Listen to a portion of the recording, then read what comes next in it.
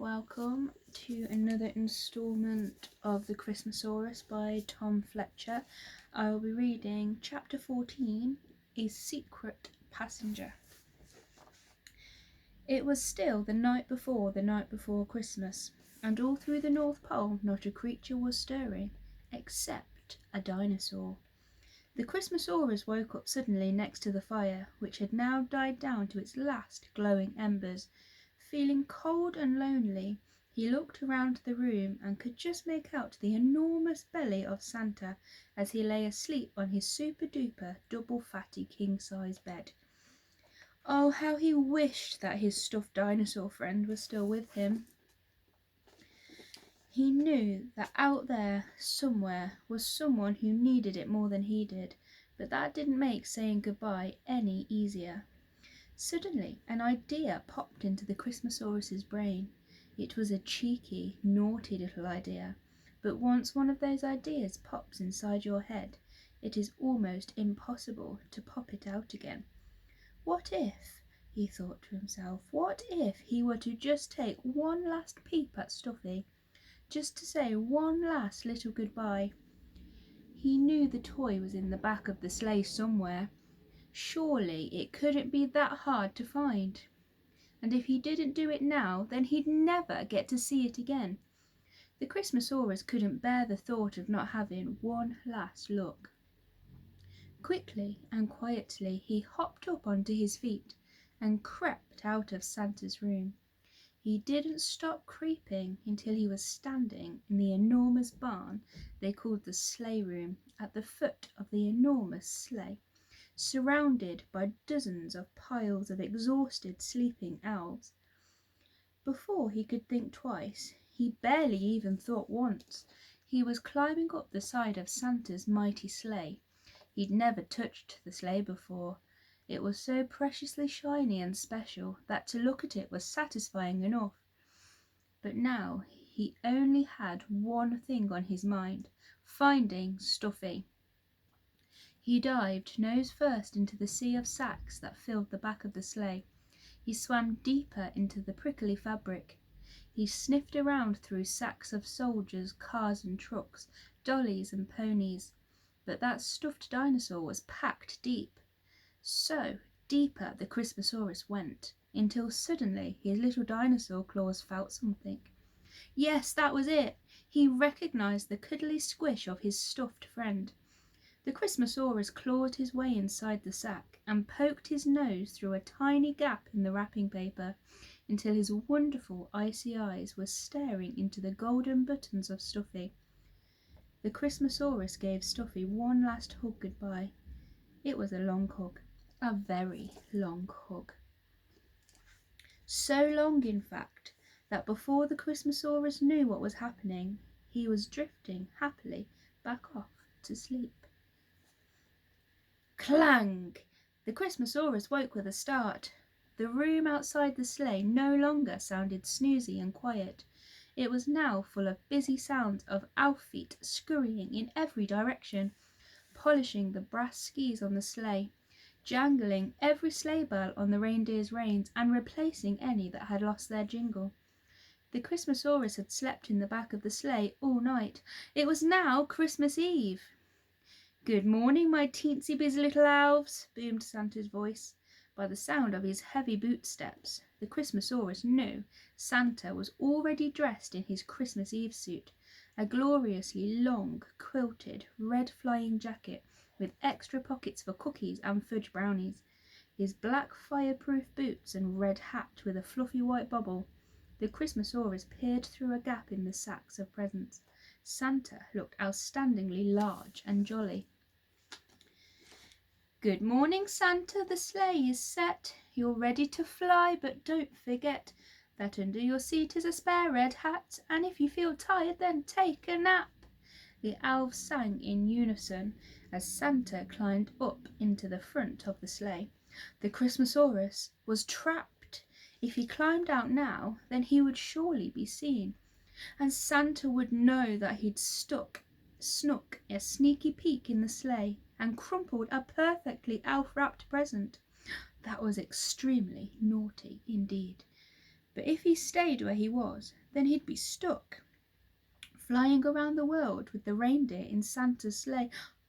Flying around the world with the reindeer in Santa's sleigh. Flying. Reindeer. The sleigh. That had been the Christmas Saurus's dream since the day he'd laid eyes upon those flying deer. Was this his chance to experience what flying like a reindeer was really like? Or should he climb out of the sleigh and come clean? Before he could decide what to do, there was a sudden jolt that rattled the sleigh.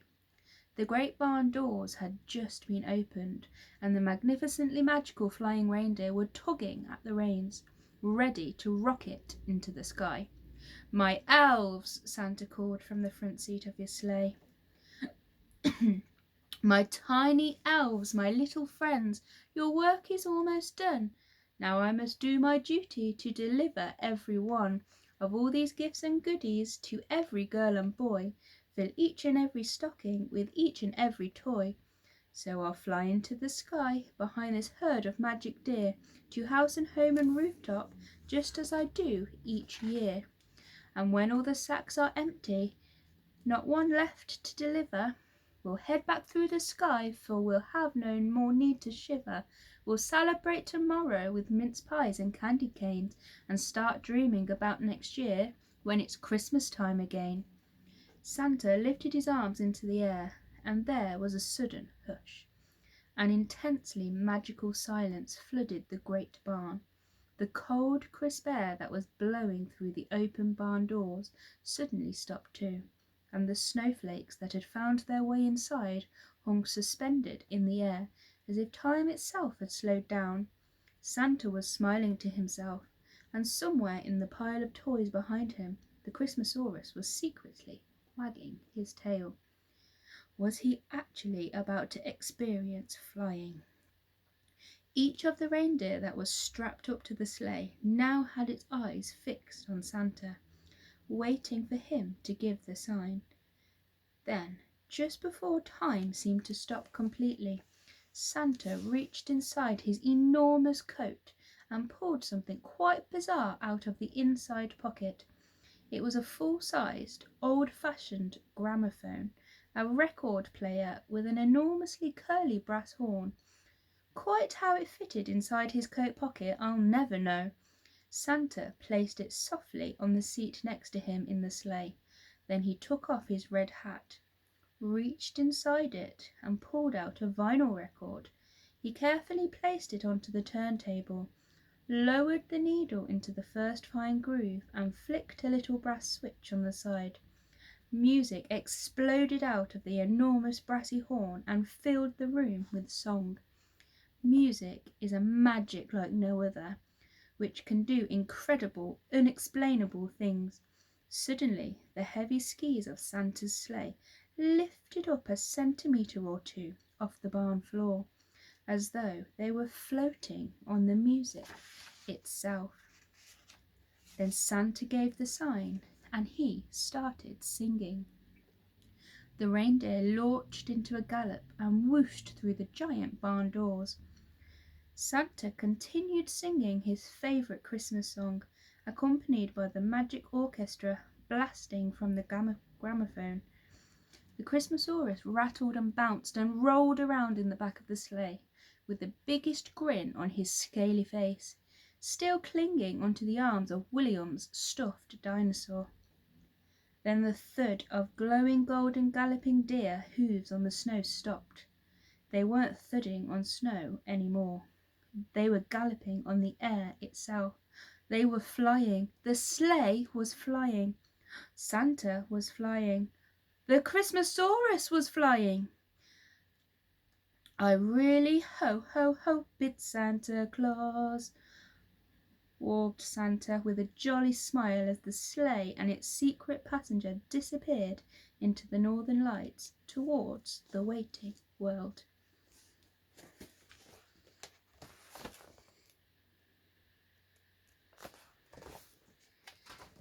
Before I start, I do actually have the music for Santa's song, because Tom Fletcher wrote this song for the musical version, so you can have a listen.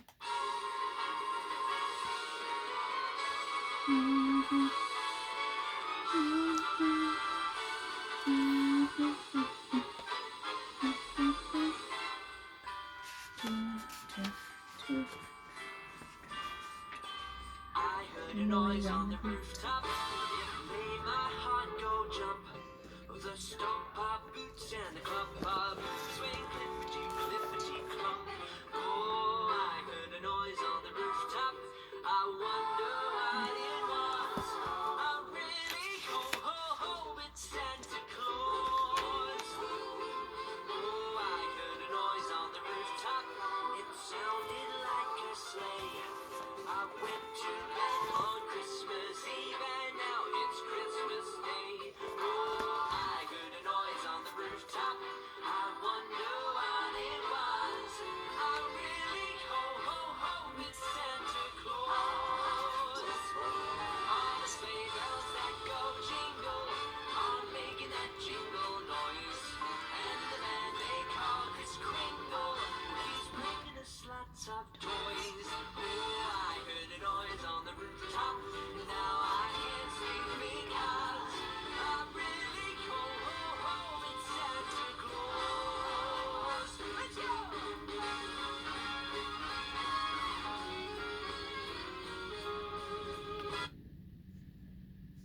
It is a little bit longer than that, but I thought I'd stop it. I hope you enjoyed that, and I'll see you next time.